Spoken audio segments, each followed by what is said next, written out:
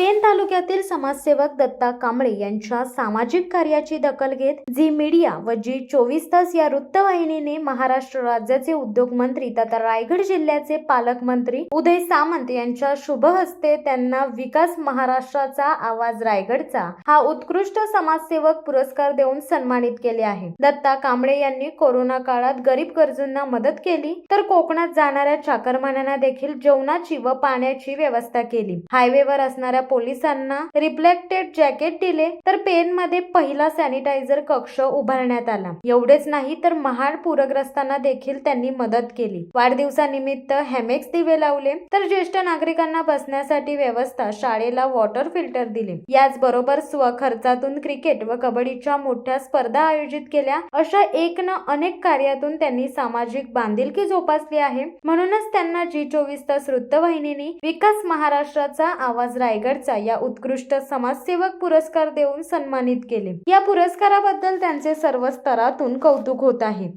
शिवसत्ता times news bureau Pen. दे धडक बेधडक वृत्त देणाऱ्या आपल्या शिवसत्ता टाइम्स न्यूज चॅनलला लाल बटन दाबून सबस्क्राईब करा आणि बेल आयकॉनला क्लिक करायला विसरू नका।